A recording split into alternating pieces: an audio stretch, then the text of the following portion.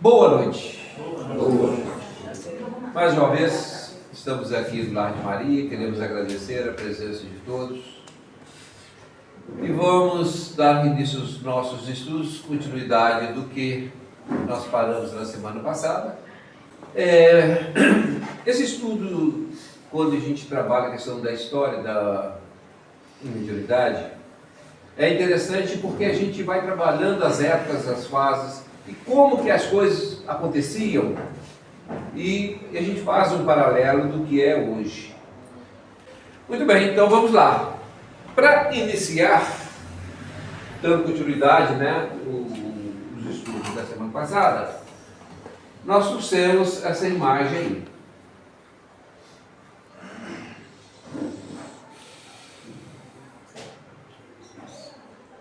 É uma pintura mediúnica que foi retratada em 1885. Ou seja, a mediunidade ela teve várias formas e vários comportamentos e ela se manifestava de N formas. Não existe padronização quando se fala em mediunidade. Não tem. De repente, alguém pode ter um tipo de manifestação totalmente atípica. Mas ainda assim é mediunidade. Ainda é um trabalho de natureza psíquica. Né? E a gente vai poder acompanhar isso de perto com os relatos que nós selecionamos para hoje, que nós entendemos ser os mais expoentes que nós temos a respeito da história da mediunidade. Então, nessa época, os eventos, na semana passada nós estávamos trabalhando sobre o cristianismo, né? Nessa época, os eventos de natureza espiritualista eram obra dos grandes pensadores no início do cristianismo. Ensinava que os espíritos podiam se comunicar com os encarnados em consonância com a consolidação do cristianismo primitivo, tornando-se um evento natural. Aqui difere muito, até nós estávamos conversando um bate-bola aqui, antes aqui, a respeito do cristianismo de hoje, e como que era anteriormente. Antes, era muito parecido com a doutrina espírita, com os ensinamentos, com as comunicações, depois, com o decorrer dos séculos, é que houve essa separação, e hoje a gente vê uma distância bastante abrupta entre o que é ensinado dentro da doutrina espírita e o que é ensinado dentro da religião católica. Aqui não vai nenhum comentário de combate a nenhuma religião, mesmo porque nós entendemos que as pessoas estão aonde devem estar, seja ela qual religião for. Graças a Deus já aprendemos isso. Exatamente. Então isso aí para nós não é problema algum. Mas existe essa realidade. E essa realidade fica bastante latente quando a gente começa a ver em que momento a igreja se distanciou dos seus ensinamentos primitivos. Em razão dessa situação, surge uma galeria de santos que não cessou de crescer através dos séculos, celebrizados pelas visões espirituais, pela capacidade de ouvir vozes, de levitar, de transportar-se de um lugar a outro, pelas faculdades medianímicas que eles possuíam. Isso aqui eram os santos da Igreja Católica. Nada mais, nada menos. Então, quantos santos nós teríamos dentro da doutrina espírita hoje? Então, quando essas pessoas tinham essas faculdades mediúnicas, eram santificados. Né? Visões espirituais. Eram evidentes. Ouvir vozes. Levitava. Transpor de um lugar para outro. Tudo isso está dentro da competência do psiquismo, da doutrina espírita, que sempre existiu. Evidente que a partir de Allan Kardec, ele trouxe e deu uma conotação científica, onde hoje a gente tem um entendimento de uma forma muito mais clara do que havia nessa época. Tanto é assim que, quando ocorriam essas situações, eram consideradas como milagres. E hoje a gente sabe que não é. Então, dentre nós, acontecendo essas situações, nós não vamos falar, fulano de tal está fazendo milagre, né? Está conversando com os mortos, está fazendo isso, está tendo essa visão. Porque nós já temos um entendimento de que é, na verdade, uma situação de efeitos mediúnicos. Nada mais do que isso. Em alguns casos, pela capacidade de não ser afetados pelo fogo e outros fenômenos que não havia como explicar. Veja só, a mediunidade era tão extensa que havia pessoas que eram julgados nas fogueiras e não sentiam dor alguma. Eram julgados nas arenas e não sentiam dor alguma. Absolutamente nada. Né? Como também havia casos, o inverso. Pessoas que começavam a pegar fogo no interior do seu corpo para fora. Tudo isso é mediunidade. De pegar fogo? Sim. Aí ele era ruim, por isso que pegou fogo. Mas nós estamos vendo o fato em si. Eu não tô brincadeira, não. Nós estamos vendo o fato em si. Né? Então, todas essas situações têm uma razão de ser. E a razão é o quê? De natureza, são fenômenos mediúnicos. Mesmo depois de transcorrido um século e meio do Espiritismo, notem, ainda são classificados de milagres pelos opositores da doutrina espírita. Então, todas essas situações, para muitos, ainda continuam como sendo milagres. E qual o entrave disso? Porque quando nós consideramos um fato como milagre, não buscar mais pesquisar, não fazer mais nada. É milagre, pronto, ponto final. Quando a gente entende que é uma faculdade, que é um fenômeno, o que nós vamos fazer? Vamos estudar, vamos pesquisar, vamos debruçar em cima daquilo e vamos entender. Aí tá não. É melhor falar que é milagre. É milagre. Vou deixar que o milagre fica mais fácil. Né? Por isso que a gente comenta, quem quer realmente estudar os ensinamentos da doutrina espírita,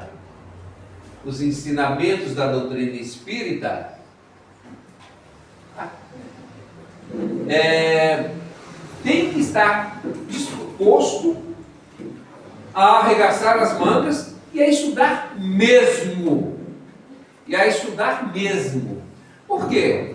Você só consegue ter os entendimentos através dos estudos, através de pesquisa.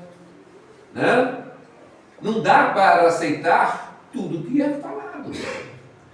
E nós temos que habituarmos a isso, a buscar, a procurar entender e compreender todos esses fatos. Estaremos sempre em busca da verdade.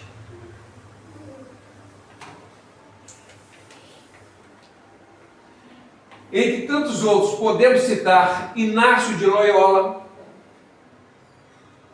Catarina de Siena, Teresa de Castelo, Camilo de Leves, Catarina de Seix, Francisco de Assis, Pedro de Alcântara, Luiz Gonzaga, Teresa de Jesus. Esses levitavam durante as suas preces. Né? Então, pelo fato deles terem essa faculdade de levitação, eram considerados pela Igreja Católica como santos, como são até hoje. Então, a levitação é um dos aspectos que lá atrás, na Cabala judaica, eram ensinados, para que não ficasse na ignorância e não achasse que fossem milagres. Então, quando esses ensinamentos cessaram por N questões, todo esse conhecimento ele foi amordaçado. E somente após o advento da codificação é que finalmente abriu-se essa janela, abriu-se essa porta para esses novos conhecimentos, esses novos entendimentos. Que hoje nós temos a capacidade, né, de vivenciar, de entender e de buscar sem nenhum constrangimento de que aquilo possa ser considerado como um pecado, que não existe pecado, né? Não. O que é o pecado? Sei lá. Fazer maldade com os outros. Saber você sabe, você não quer Fazer falar. maldade com os outros. Fazer maldade com os outros, né? Então são essas questões que... Próximo. Oi? Fazer maldade com o próximo. Com o próximo, né? Então hoje, a gente sabe que todas essas situações afetam a nós, e não os outros, né? Mas sem querer livrar, é pecado. Oi? Tudo Não, que nós é acostumamos pecado, porque é pecado isso. a maioria de nós tivemos como origem, como padrão, o catolicismo, né? A Igreja Católica. E não é fácil, de uma hora para outra, nós acabarmos, né, com os pecados, com o céu, com o inferno, com todas essas questões que eram trabalhadas de forma Eu natural. já passava dormir, isso não é perigoso. Eu gravei a pergunta que eu ia fazer, porque a gente saiu daqui. Em relação ao Papa, a gente cresceu, minha mãe falava assim, o Papa conversa com Deus. Aí eu com o Jorge, será que ele conversava com Deus? Mas, e o Papa foi eleito por alguém que era outro ser humano, e é ser humano tão elevado assim, você acredita que ele realmente fala com Deus? Ou não fala, porque não tem Deus, né? É espírito, né? Veja só, eu não sei até onde tem papas médiums. Agora, conversar com Deus, isso todos nós conversamos a qualquer hora que quisermos. Agora, se Deus conversa com ele direto, aí eu acho muito difícil. Eu acho muito difícil. Entendeu? Agora, nós podemos conversar. E devemos conversar com Deus sim. Sem intermediários. Por isso que não existe essa figura entre nós, né? Do padre para poder atingirmos Deus. Uma relação do Chico Xavier, o Papa é ser humano bom. Pelo menos entende que deveria ser, né? Mas, antes de tudo, é um ser encarnado com todos os defeitos que nós temos. Esse é bonzinho. Na verdade, a Igreja Católica prega quem foi deixado na terra o emissário para falar diretamente com Deus e designar o que a igreja. Então, o Papa é esse. É representante pela ideia da Igreja Católica. O primeiro Papa foi Pedro, né? Então, sobre Pedro foi Pedro e aí veio, que nela tem as dúvidas, mas como é que chegou a isso? Papa, bispo, falei, tudo era aqui, tudo é evolução. A igreja, quando você entra no exército, você é soldado, daqui a pouco você faz um curso cercado. Então você vai se aprimorando e vai tendo as hierarquias, até chegar dentro daquilo que alguém Dentro- definiu que ia ter. A igreja, o Papa, os bispos, né, e o clero, para que tivesse um certo comando. Tudo tem que ter uma cabeça. Sim. Tá? É uma organização, né? Hã? Glaucio, Você está falando questão de Como é que é? falando do catolicismo. Ah. Acho que todos nós ouvimos falar da história da Santa Aparecida. Sim. Que ela foi pescada no Aham. pegou o corpo, depois pegou a cabeça. E assim, isso é uma história, Sim, uma lenda, né? uma lenda, né? Que os pescadores ali pegaram, colocaram ali, foi cultuada e hoje né, tem vários milagres. Como que a gente tem a visão espírita disso? Isso foi criado pela igreja, isso como que Eu acho que isso aconteceu de a gente- verdade. Oi? aconteceu de verdade? Eu acredito que Todos aconteceu nós, de verdade, né? mas movida a isso, a intuição, a mediunidade daqueles pescadores, daquelas pessoas. De alguma forma eles seguiram a intuição deles.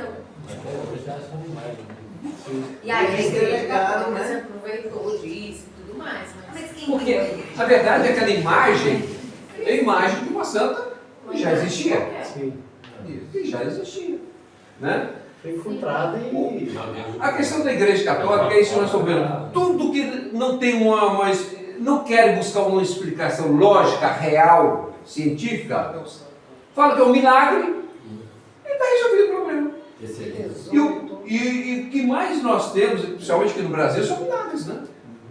Toda hora você vê brotar um milagre aí que você não precisa discutir, não precisa falar nada. É só aceitar e pronto. Eu digo assim, E o milagre é resolvido. existem muitas pessoas que relatam que têm recebido o milagre da santa. Muitas pessoas. Tá aí. Não tem intercessão Tá. da santa. Porque Nossa Por Senhora. exemplo, Inácio de Loyola, Catarina de Siena, são santos. Mas eram médios também. São espíritos evoluídos, não são? E aí? São espíritos evoluídos e praticam o quê? O bem. Não é? Basta que haja o quê? Sintonia. Basta que consiga atingir um nível de elevação capaz de fazer a conexão, não é isso? Sim. Aí você vê os milagres. Gente, Mas dê o nome que quiser. Pois na verdade é só uma Dê os nomes que representatividade. quiserem. Não importa. Né? Nossa. Ah, eu tenho devoção com São Francisco de Assis. Ótimo. Excelente. Ele é um Faz a conexão com ele. É mãe. Por que não? Né? As Nossas Senhoras Ah, representam as mães. Ó. Tereza de Jesus, então faça com ela. Não é? Oi? As Nossas Senhoras representam a mãe. Sim. Maria. Então, quer dizer, todas as Nossas Senhoras, dentro do critério, se você não quiser ficar, você pode pedir para qualquer, você tem devoção para Nossa Senhora da Conceição, Nossa Senhora Aparecida, foi lá. A cidade chama Aparecida do Norte, apareceu, uma santa construíram, uma basílica fizeram, tudo em torno desse fato. Agora, você se apegar à Nossa Senhora Aparecida, que bom. Você se apega a alguma coisa. São intercessores. Agora a gente está cansado de saber que se não for através de Cristo, a gente chega ao Pai. Então, nós vamos pedindo, né, por aqui e por ali. E o mais importante é você saber da sua obrigação como ser humano. Né? Você saber que você é encarnado, você tem que fazer a sua parte. Agora, discutir porque essa daqui não apareceu. Bom, os santos, eles fazem parte do cotidiano da gente, inclusive em todas as culturas e religiões. Não banda mesmo, mas tem vários santos. Sentido, verdade. Então, isso não é uma coisa que possa causar estranheza para a gente. A gente entende como sendo espíritos iluminados e espíritos de luz. Então, vamos lá. Todos nós podemos ser santos. Relatos que ficaram famosos de fenômenos de desdobramento, bicorporiedade, foram também vividos por vários outros membros da igreja. Afonso de Ligório, ele conseguia se dobrar, né? Inclusive, tem essa história dele, né? Por haver mostrado simultaneamente em dois lugares diferentes, foi canonizado antes do tempo da igreja normal, por conta dessa faculdade mediúnica dele. Então você vê como que a mediunidade está ligada ao cristianismo, né? De uma forma muito intensa. Porque transformaram os médiums em... então você vai falar. Olha a quantidade de santos que nós íamos ter hoje, né? Santa Camila, Sou mesmo. Olha só. Santa Lucelena. Maria de Jesus da Agreda, monja superiora do mosteiro em Agreda, na Espanha, desdobrava-se e aparecia em terras longínquas, pregando aos índios, pelo desdobramento, que não é um fenômeno estranho para nós, né? Antônio de Pádua, pregando na Itália, aparece em Lisboa para defender seu pai, acusado de homicídio, demonstrando sua inocência e livrando do suplício. Aí isso aí, Você já falou falou isso, com a gente. né? Você contou isso aqui na aula. Exato.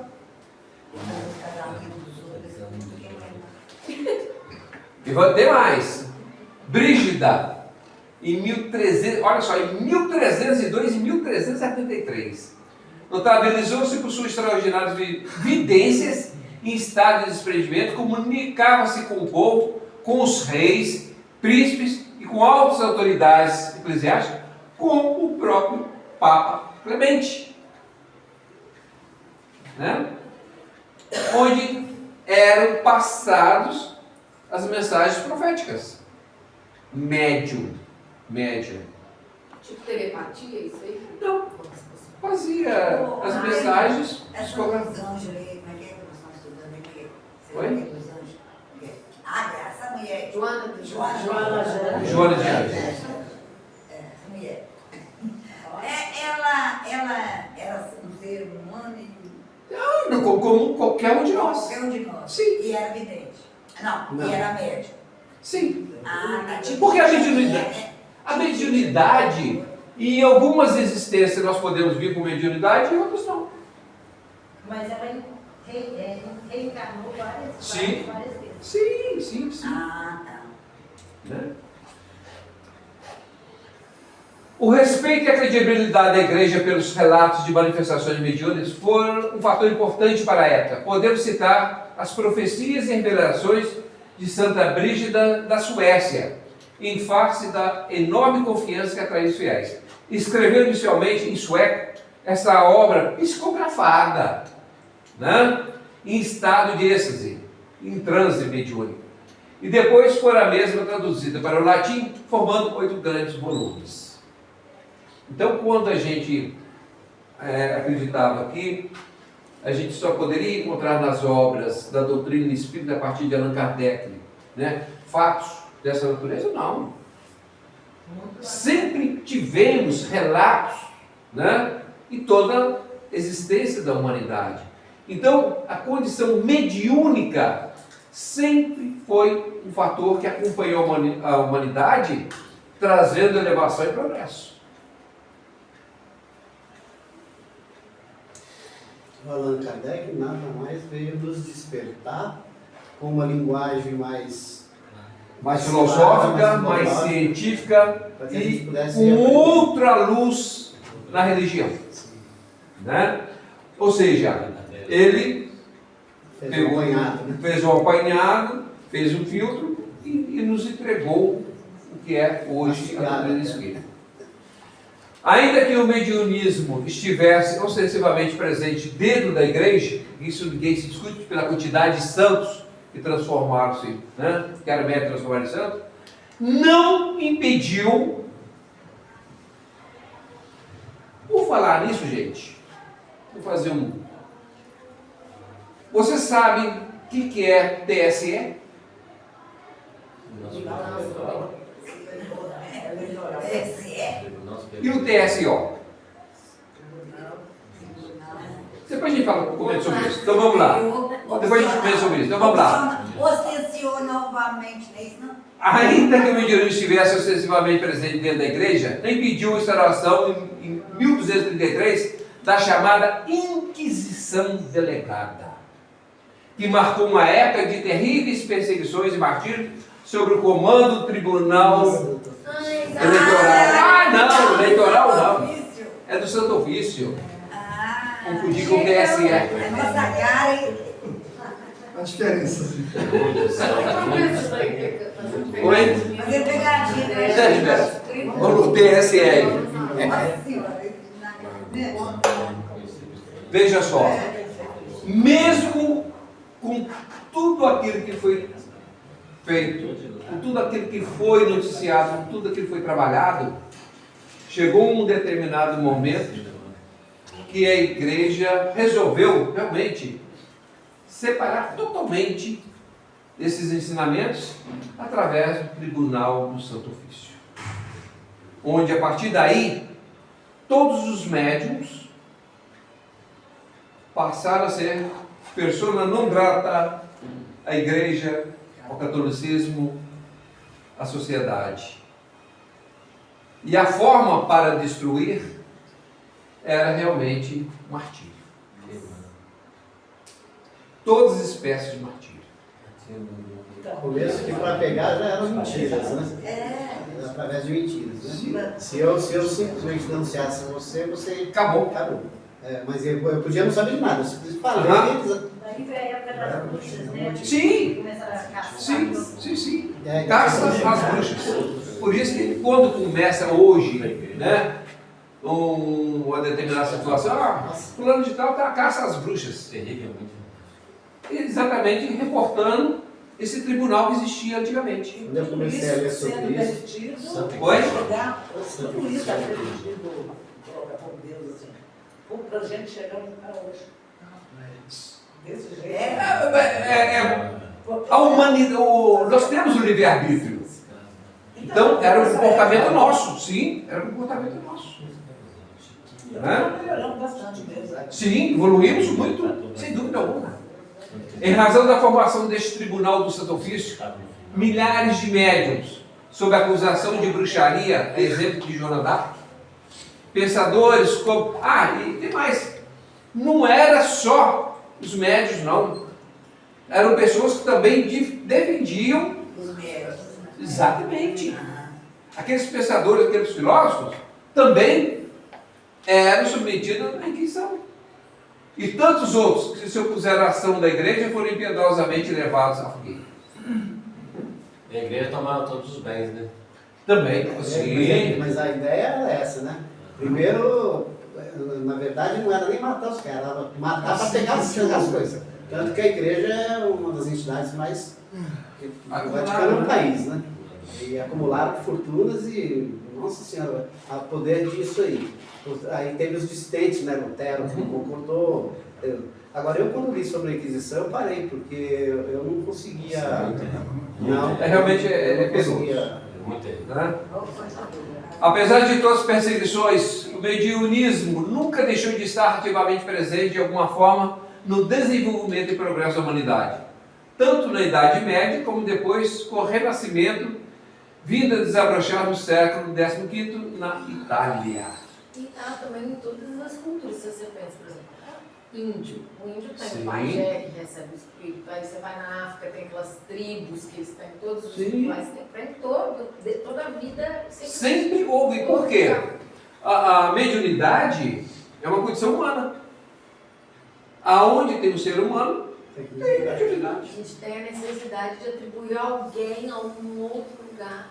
O Sim. ser humano precisa disso. de E alguma pela nossa ignorância e falta de conhecimento, a gente atribui a N situações, né? E não buscamos a verdade como ela deve ser. Na Idade Moderna, como visto, as ocorrências mediúnicas, não obstante as ameaças, multiplicavam-se no meio católico e fora dele. Todavia, à medida que perdia força no domínio da igreja, o liberalismo se afirmava sob inspiração do iluminismo, assinalando a transição para a idade contemporânea. Então, a gente percebe que, de tempos em tempos, a humanidade recebia ajuda para que a terra fosse preparada, né, de uma forma figurativa, para poder ser implantado alguma coisa. Quando acreditava-se que a doutrina do Espírito poderia ser implantada a partir daquela data de 1857, através de Allan Kardec, é porque já havia toda uma preparação para que esta situação não fosse abortada, como realmente não foi. Né? Então, é aquilo que o falou, passo a passo, Houve evolução, houve um progresso, houve um crescimento, até chegar o momento certo da implantação da doutrina espírita. E ela não cessa aí. Ela continua crescendo, continua desenvolvendo, vindo outros médicos, como nós vamos ver aqui, e cada um contribuindo com um tijolinho a mais nessa construção. André, desliga esse ventilador, por favor. Aí. Obrigada.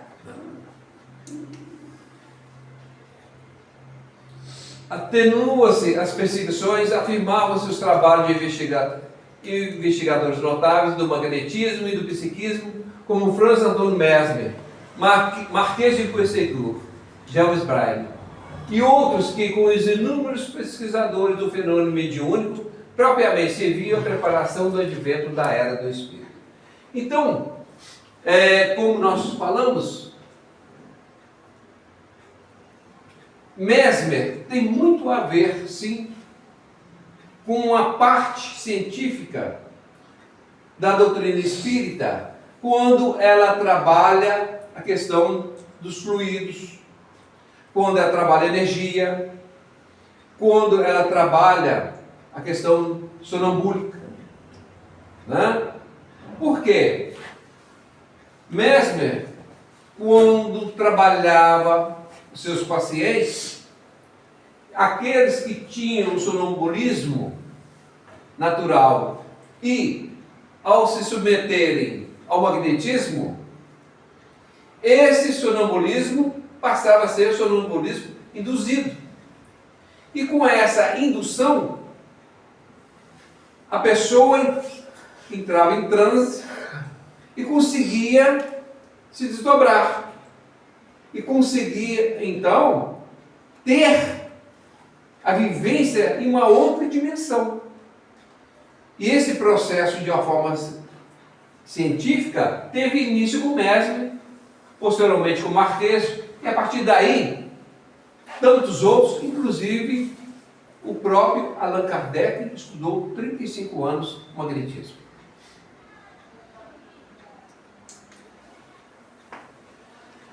Médiuns extraordinários marcaram a presença na Europa e nos Estados Unidos nesses tempos. Muitos são os nomes importantes a compor a história do Espiritismo. Médiuns notáveis foram, entre outros, Swedenborg. Foi um grande notável. Quem quiser pesquisar esses nomes depois na internet, vão ver a história, o relato, o trabalho desse pessoal. Em 1688 e 1772. Né? Tornando-se célebres os seus desdobramentos e evidência.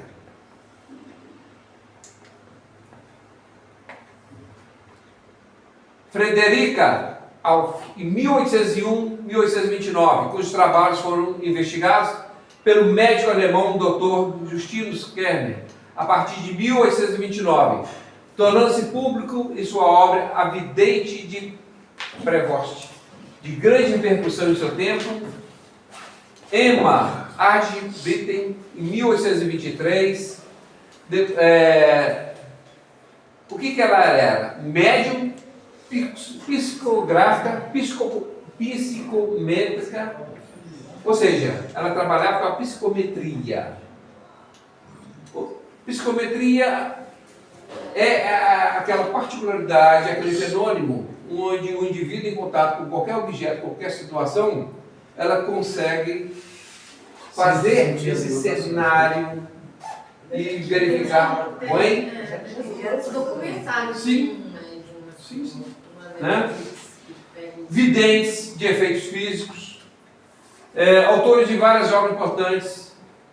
Então a gente começa a perceber que em todas as épocas da humanidade nós tivemos isso. No início, como nós referimos, tudo isso era muito fechado através da Cabala.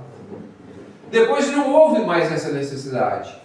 E essa expansão fez com que os conhecimentos daqueles que queriam aprofundar-se poderiam ser feitos.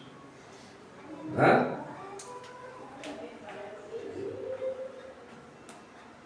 Andrew Jackson Davis, em 1826, médium americano, um dos precursores do espiritismo e autor de Os Príncipes da Natureza, Suas Divinas Revelações e Uma Voz para a Humanidade. Resultado de suas percepções em transe sonambúlico, com quase 800 páginas. Os irmãos Erasmus, em 1839, e William Ely, médium de efeitos físicos, conhecido nos Estados Unidos como na Europa. As irmãs Fox, em 1838 e 1893, protagonizadoras dos efeitos físicos ocorridos em Desville, em 1848, que pela sua atenção despertada na comunidade científica dos Estados Unidos e pela repercussão na Europa, contribuíram para o aumento significativo do interesse em relação aos fenômenos mediúnicos. Tem muito, que não é muito pouco brasileiro médio, só dá de fora do Brasil. Olha, Dá! Olha, Dá!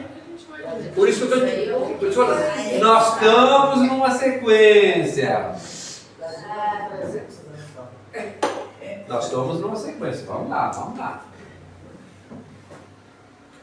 A história relata passo a passo estudos e observações até que finalmente surgisse o espiritismo na França, graças ao trabalho de Allan Kardec, o livro do Espírito de 1857. Né? Jonathan, um dos primeiros que entre os médios americanos a chamar a atenção publicamente pelo tipo de fenômeno que propiciava algo em comum, como a escrita direta.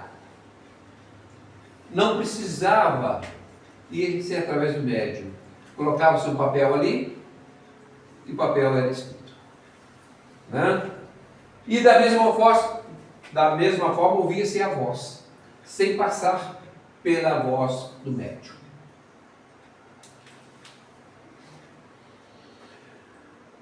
Daniel, em 1833 1886, natural de Edimburgo, Escócia, que assombrou o mundo com as suas levitações e cujas extraordinárias faculdades foram atestadas pelos mais famosos investigadores da época, inclusive o William Crookes. William Crookes teve um trabalho fenomenal de pesquisa e divulgação desses fenômenos, que depois foram acampados pela doutrina espírita. E aqui nós temos Eusápia Paladino. Vocês vão ouvir muito falar nela quando vocês começarem a fazer em profundidade pesquisa sobre mediunidade, sobre todos os efeitos, sobre Eusápia Paladino. Uma das mais famosas médiuns que o mundo conheceu. E também uma das mais investigadas pelos pesquisadores europeus, inclusive Cesário Lombroso, Alexandre Aquisascosa, Charles Richer. Gente, esse povo todos aqui eram médicos e pesquisadores, tá?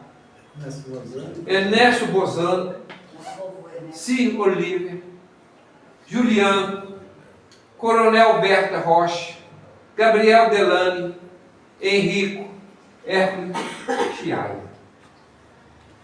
Ela se via como laboratório de pesquisa para todo esse pessoal aí fazer pesquisa. E você encontra uma infinidade de livros, de obras, com esses trabalhos fenomenais. Também o William, em 1958, conhecido médium inglês, que escreveu muitas vezes a ocorrência de materializações múltiplas, dentre as quais a de duas pessoas, portanto, uma luz e imortalidade pelo pintor de James Tissot. Aquela segunda imagem que eu passei aqui é exatamente dele, através da mediunidade dele. Na tela, aparição medianímica.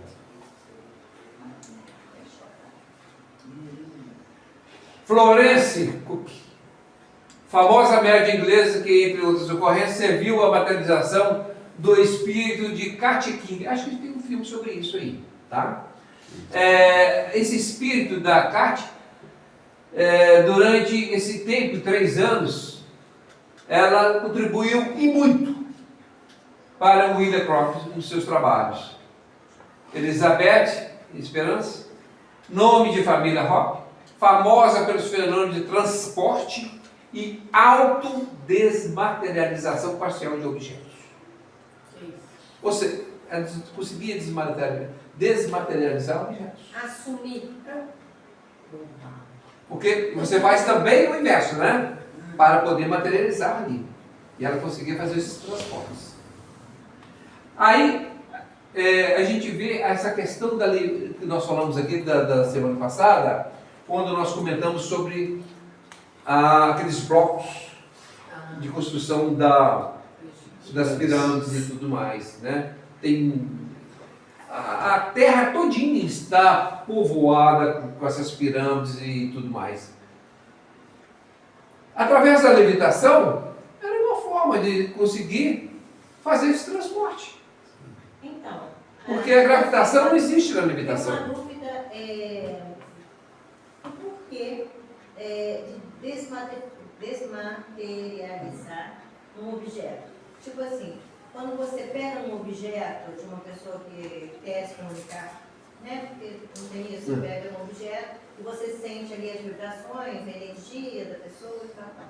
Tudo bem, até entendo, mas agora, pegar um objeto e subir com ele, assim...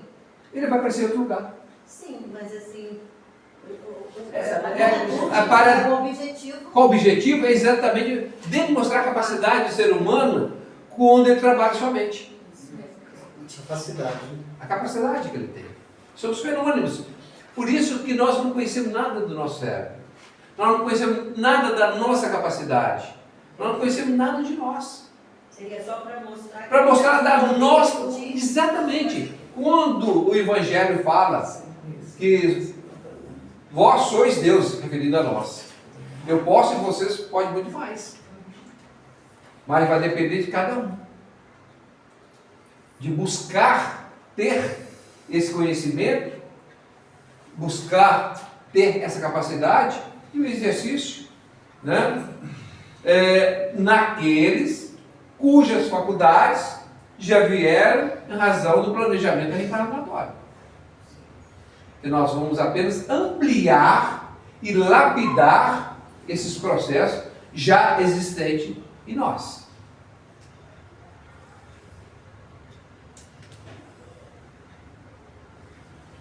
Entre tantos alguns nomes pelos destacados serviços prestados à causa espírita, merece especial lembrança Frederico Pereira da Silva. Agora vai começar a vir pelo nosso pessoal. Agora começa a vir o nosso pessoal, né? Frederico Pereira da Silva, Frederico Júnior, desencarnado em 1914, início da Primeira Guerra Mundial. Notável médium psicógrafo, por meio do qual o próprio espírito Allan Kardec ditou algumas importantes instruções aos espíritas brasileiros.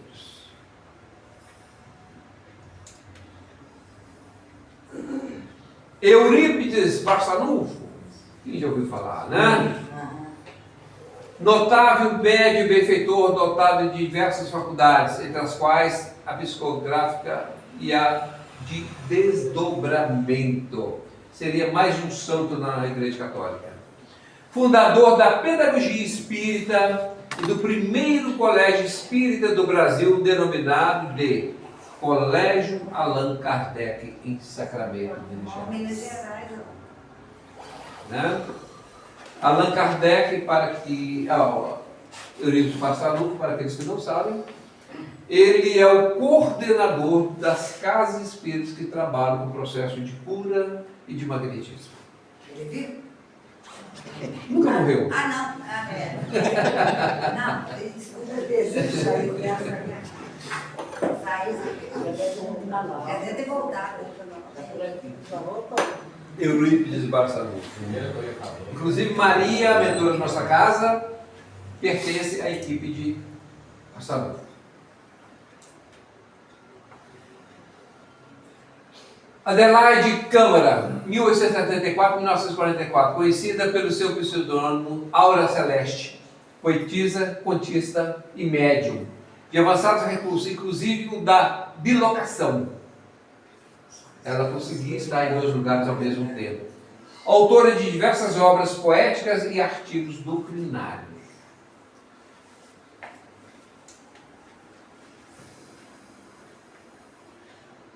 Carlos Mirabelli, ou Carmine. Ele tinha 2 nomes. Em 1889 a 1951. Médium extraordinário, conhecido pelas materializações que produzia, pela levitação e transporte de si mesmo e de vários objetos, servindo a uma grande série de demonstrações e experiências, chegando também à autodesmaterialização parcial do objeto. Mais um. Então, oi? Aí, e aí a gente percebe, mais ou menos nessa época, como que nós tivemos médiums com essas capacidades. E por que será que hoje é mais difícil encontrar esses médiums de efeitos físicos? Depois a gente fala. Vamos lá. José Pedro de Freitas, conhecido como Zé Arigó, famoso médium de cura de efeitos físicos. A gente só conhece pelas curas, né? Mas ele também era de efeitos físicos. Que intermediou o cérebro do Dr. Fritz. Francisco Lins Peixoto, aqui de Niterói, Peixotinho, famoso principalmente pelas materializações luminosas que ensejava. Peixotinho já foi mais da nossa época, né? Da sua, né? Com certeza.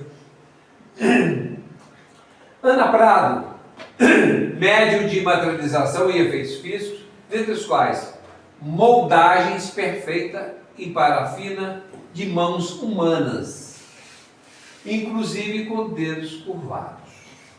Colocava-se ali a parafina e depois, quando terminava a sessão, estava ali uma mão na parafina.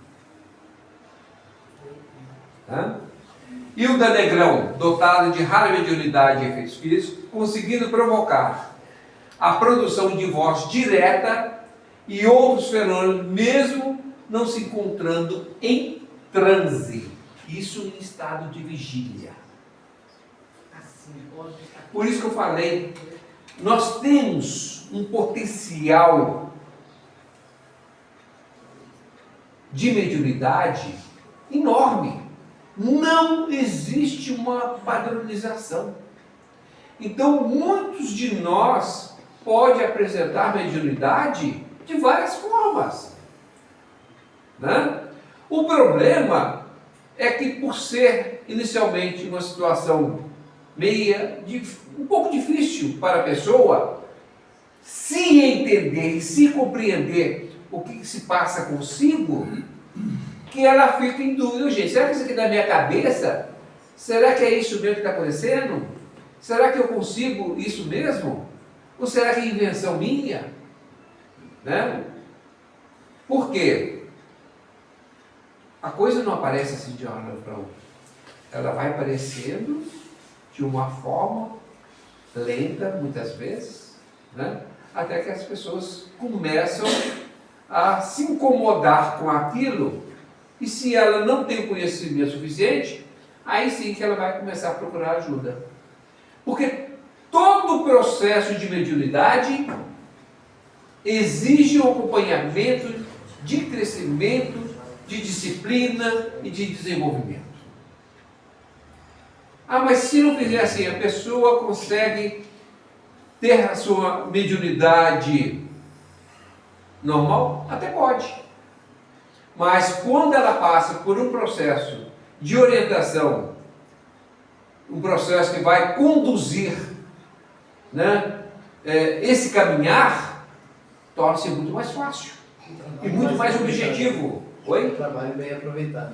E mais aproveitado, que é o caso do sonambulismo. O sonambulismo natural serve para quê? Para nada. Só para trazer preocupação para as pessoas.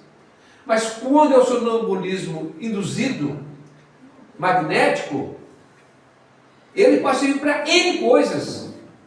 Inclusive, ele serve muitas vezes para fazer uma análise da saúde física da pessoa por dentro. Ele consegue visualizar o pulmão, o coração, como que estão os batimentos cardíacos, como está tudo. Se existe tumores ou não. Que isso, não tem Através da visualização, sim. Sonambúlica. Por isso que tem Entendeu? energia espiritual. Nós já tivemos trabalho nesse sentido aqui na casa. Já tivemos. Então, são situações perfeitamente possíveis dentro desse processo da mediunidade.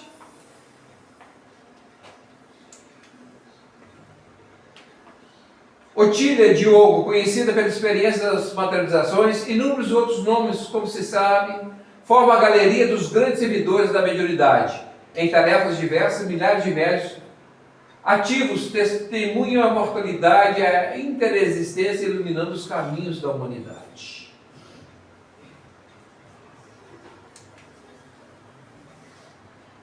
Ivone do Amaral Pereira, 1906, 1984. Da sua época também não, né? Claro que não. Não tinha nascido. Médium famosa, dotada de diversas faculdades, inclusive de efeitos físicos, desdobramento e psicometria. Foi, como psicógrafa, o sensível instrumento de vários espíritos eminentes, entre eles Bezerra de Menezes,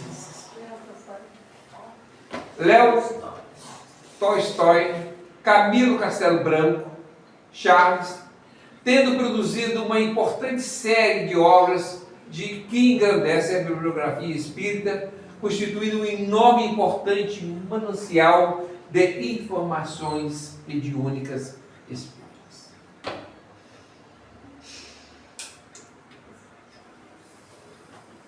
Alguns com missões particularmente importantes, a marcarem, na verdade, um tempo especial na história do Espiritismo, que é o caso dos notáveis médiuns psicógrafos como Zilda Gama, servindo a diversos autores espirituais, inclusive Allan Kardec, notabilizou-se particularmente pelas magníficas produções que lhe foram ditadas pelo espírito Victor Hugo e, especialmente, Francisco Cândido Xavier, que foi um marco profundo no Brasil. Ditadas por Victor Hugo?